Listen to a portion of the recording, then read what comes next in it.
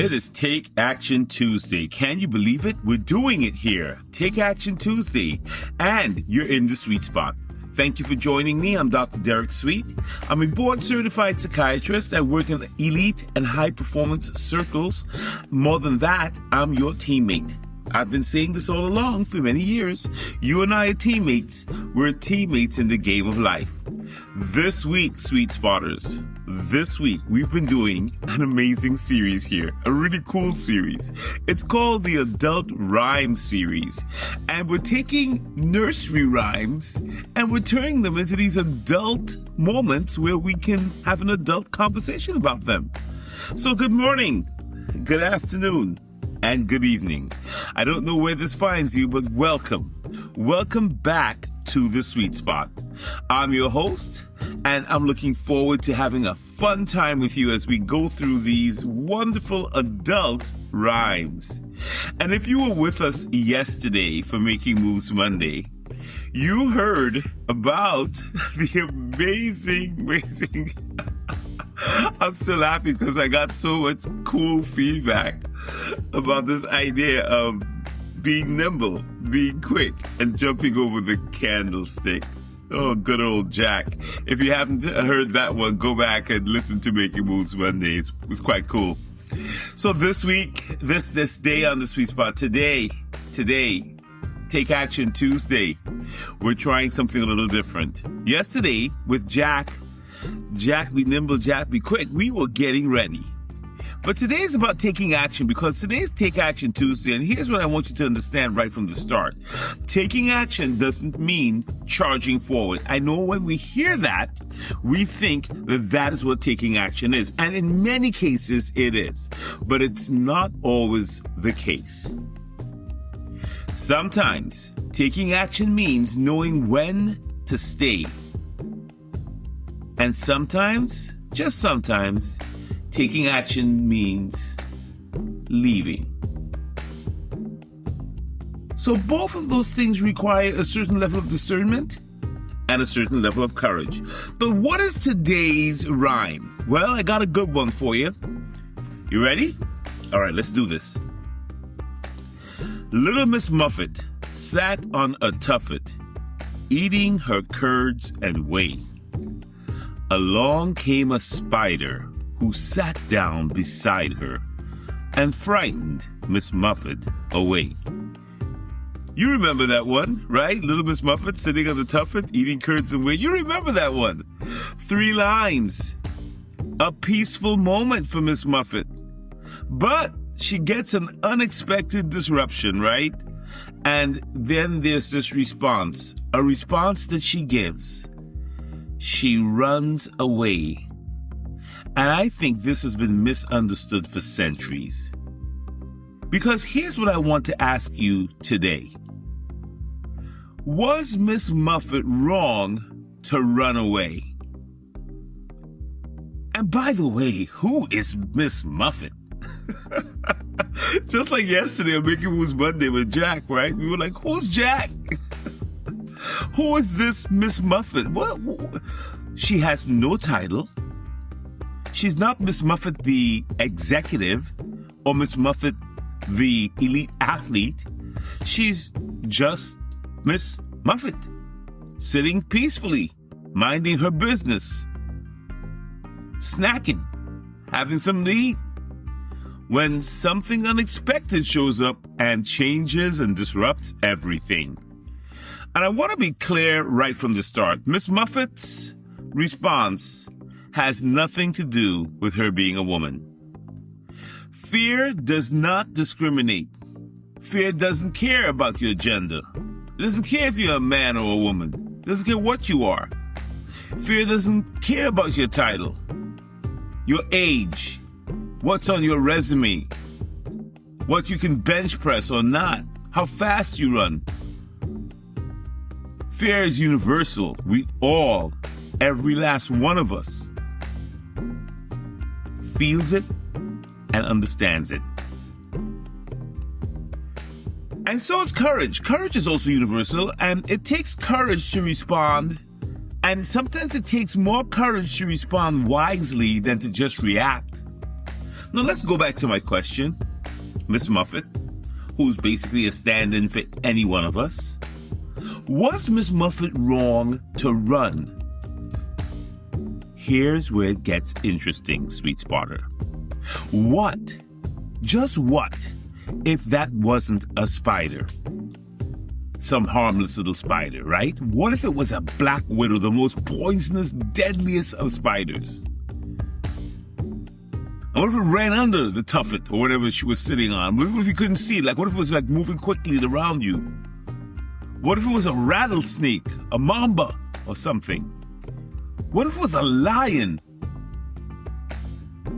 Suddenly, I think you agree with me, suddenly running away or getting the heck out of there, I think any one of us would bounce. Like if that was the case, right? You saw a lion, a tiger, a rattlesnake, something was moving towards you like that, we'd bounce. I don't think Miss Muffet was wrong to bounce. Suddenly, running doesn't look like weakness to me anymore. Suddenly, actually, the running away looks like the wise thing to do. It looks like wisdom. Suddenly, Miss Muffet might be the smartest person in the room. And to me, that changes everything about how we interpret this story. And because we're the sweet spot, you know we're about science and soul and success, and you know I'm going to bring the science in. Well, here's a place where the amygdala makes sense for us, right? A big spider, a snake, something, look, it's coming at you. Her amygdala, the brain's alarm system, fired immediately. We talk about the amygdala here on the sweet spot a lot, about the threat center of the brain. This triggers the fight, flight, or freeze response. There are three responses when we are faced with a danger, typically. We can fight it, we can run away from it, or we can freeze.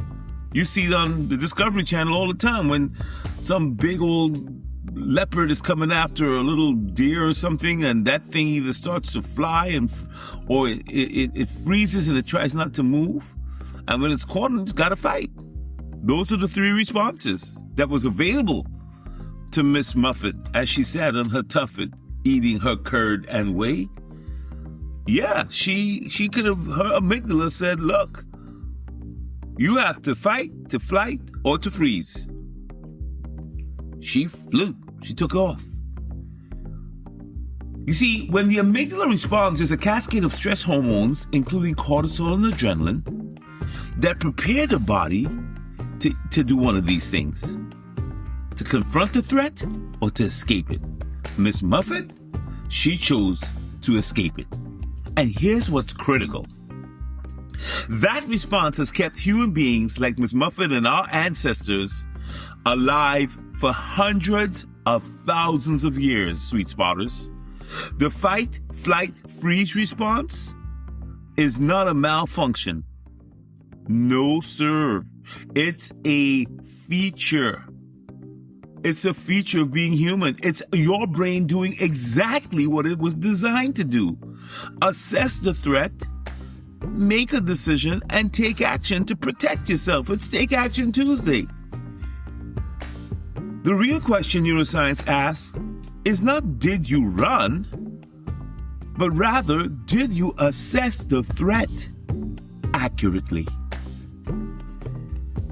Did Miss Muffet actually assess this threat accurately? Maybe she did. Because, you see, if she did and it was the wrong, something poisonous, something that was going to hurt her, listen, we should all be bouncing. We should all be out of there. But sometimes things aren't actually dangerous. When we avoid a conversation or an opportunity or to grow out of an irrational fear or something, we're misfiring the amygdala, we're misfiring the alarm system, and the amygdala is triggering a response against something harmless. Maybe it's a tiny little spider and the amygdala overreacted, whatever it is. But when we accurately assess a genuine threat, a toxic relationship, for example, could be a genuine threat, a dangerous environment could be a genuine threat, an unhealthy situation, whatever it is. We are right, like Miss Muffet, to remove ourselves. We're using our brain's wisdom exactly like Miss Muffet wanted us to do. She modeled that for us. When the danger is assessed to be too much, you should bounce. The prefrontal cortex and the anterior cingulate cortex, remember those brain structures we always talk about? The brain's CEO and the brain's error detector? Those two love to work together. We've talked about them a lot here on the Sweet Spot. Yeah, these two, they work together and they evaluate threats all day long. Our PFC and our ACC are working together to evaluate threats, to weigh the options and make an intentional decision. And that's not running from fear when they make the decision. It's discernment in action. So look, for you today, taking action may mean charging forward. Or it may mean walking away. But either way, you just have to be intentional. You just have to know what you're doing. In the Buddhist wisdom, the Eastern wisdom, they explain it beautifully. Have you ever heard about this story of the two arrows? I'll explain it to you. In Buddhism, there's a teaching about the two arrows. The first arrow is the painful event. That's like the spider sitting beside you. The spider that just comes and sits beside you. But the second arrow is the suffering you create by your reaction to the event. By panicking, catastrophizing, overreacting, or by staying in a really dangerous scenario out of fear, out of pride, out of stubbornness, refusing to leave the situation. So those are the two arrows. The first painful one, and then the suffering that comes from the second arrow, which is our own response. In Buddhism, they teach you and they encourage us to feel the first arrow, feel it, acknowledge the fear, acknowledge the disruption, the challenge that's before you. But they want you to guard how you're going to deal with the second arrow, which is your response. They want you to respond with wisdom, not just reaction.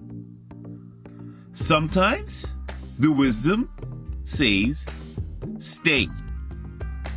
Sometimes the wisdom says, go. But wisdom is never driven by panic alone. That's the idea. Do you get that? The two arrows? Wonderfully put, wonderfully spoken. And Sun Tzu, The Art of War, great book that we will cover eventually. In this book, Sun Tzu's Art of War, which is another cornerstone of Eastern strategic thinking, and I like to bring in East and West so that we can see that our brothers and sisters from other sides of our geographical experience are grappling with the same thing. In Sun Tzu's Art of War, he says retreating is sometimes the most powerful tactical move you can make. It is one of the greatest actions you could take is sometimes to retreat. Sun Tzu teaches that the goal is never to fight just to fight. The goal is never to fight for fighting's sake. You know what the goal is in the art of war? It's victory. Yes. And sometimes, according to him, victory means living to fight another day. Do you get that? Miss Muffet retreating from a poisonous spider is not defeat or weakness. It is strategy. She lives to fight another day. Smart little Miss Muffet. The lesson is this, Sweet Spotters. Taking action here on Take Action Tuesday requires what Miss Muffet showed. Discernment. Discernment. Know your spider.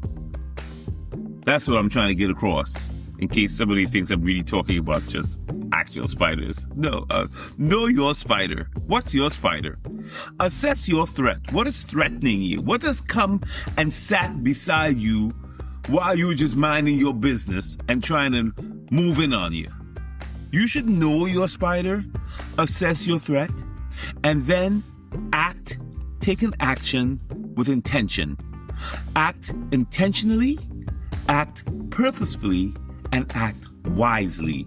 Whether that's charging forward head on or removing yourself from it and bouncing because this is not the space and the time. If it's good enough for the art of war, if it's good enough for warriors to use this tactic, it's good enough for us. And maybe Little Miss Muffet is smarter than we think.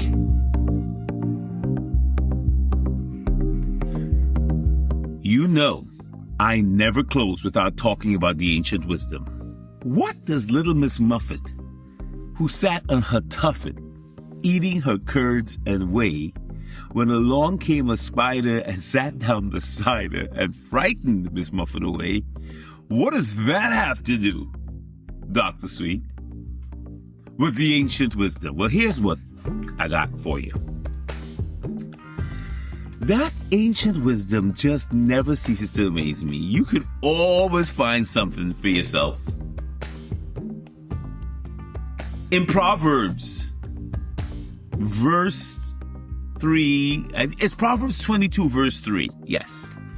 In Proverbs 22, verse 3, it says this: the prudent, the wise, see danger and take refuge. But the simple keep going and pay the penalty. Let that land. Let that sink in for a second. This is the ancient wisdom talking thousands of years before Miss Muffet sat on her tuffet. The prudent see danger and they take refuge. But the simple keep going and pay the penalty. You know what this is? For me, Miss Muffet running from a genuinely dangerous spider is not being fearful. She's being prudent. She's being wise. And the ancient wisdom honors her for that. Because if she sat there and got her foot bit and then died of sepsis, or something like that, like, you know, she ended up losing a limb, I don't know, she pays the penalty. And that's what this proverb is telling us, that the wise can see the problem, they can speak, they see the danger, and they're not afraid to run or to move away. They listen to their amygdala, in other words. But the simple just keep going and they ignore it, and guess what? They pay the price. Now, lest you think I'm only talking about running away. No, the ancient wisdom tackles this from both angles. It also reminds us that, look, in Joshua it says, have I not commanded you to be strong and courageous? Don't be afraid. Do not be discouraged. For God, the Lord your God, will be with you wherever you go. So here's the tension the scripture is holding for us. It's giving us both sides of the thing.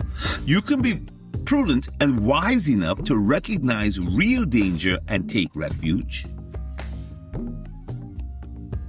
But if it's a battle that you're meant to fight, you are commanded to be courageous enough not to let irrational fear drive you away from the things God has placed in front of you.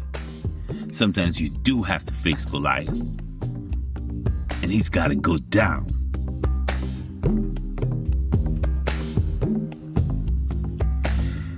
Yeah, and look, just to balance it out, because this is so, which battle do I fight? Which battle? Look, the beautiful thing about the ancient wisdom is they got it all covered. If you're wrestling as to when is the time to do this, how should I do this, is this the right time? Here's what it says in Ecclesiastes.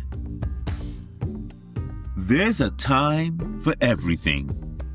And a season for every activity under the heavens. A time to stay, a time to go. A time to fight, a time to retreat. I'm not making this up. This is actually in the ancient wisdom. Gives you goosebumps because it's like, wait a second. They thought of everything. So Little Miss Muffet, she knew what time it was. It was time to get up and get out of there. Oh, yes, sir. You know, somebody told me the other day, I was talking about this, they said, look, maybe Big Miss Muffet came by and stepped on the spider after. I'm like, I don't know, dude. Like, leave me alone, all right? All I know is that you got to make a decision. It's Take Action Tuesday. Is your decision to face this thing realistically, to be courageous and know that God is going to go with you and you're going to handle it? Or is it to walk away from something right now that doesn't make sense to you, that is of danger to you, and have the courage to do that? And for our sisters of faith out there, my warriors, many warriors that I have out there, our sisters of faith, consider Deborah in Judges in the ancient wisdom. A judge, a prophet, a military commander. She was all three. When others hesitated, men hesitated, she took decisive action. She didn't run from her spider. She faced it. She was strategic, she was courageous, and she really listened to her divine wisdom. She was obedient. She was a really powerful woman back then during a time where there were many spiders around her. And she's the model for taking action when staying and fighting is the right call. So you got Deborah and you got Little Miss Muffet, both modeling for us what we should do according to what's in front of us. So if you're a student, ask yourself, is the spider in front of you genuinely dangerous? Or is it that you just have to study harder?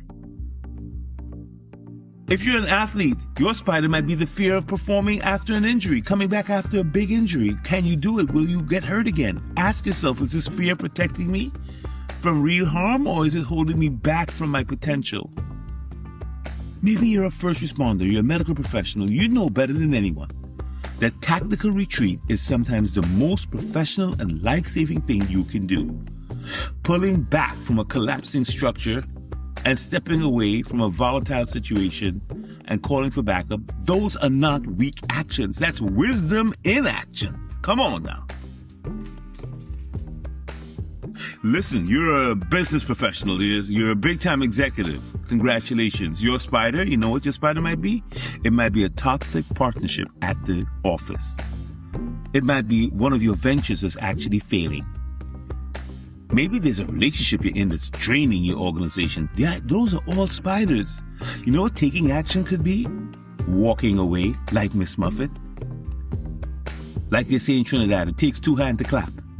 You have to be able to sort of not be part of it if you don't have to be there. Not every spider deserves your attention or presence. Get out of there. Thank you, Miss Muffet. So look, if you're dealing with an illness, an injury, if you're dealing with grief or a dangerous relationship, please hear me clearly. Leaving is sometimes the bravest, most powerful thing you can do. Yeah. And do it in a way that's safe for you.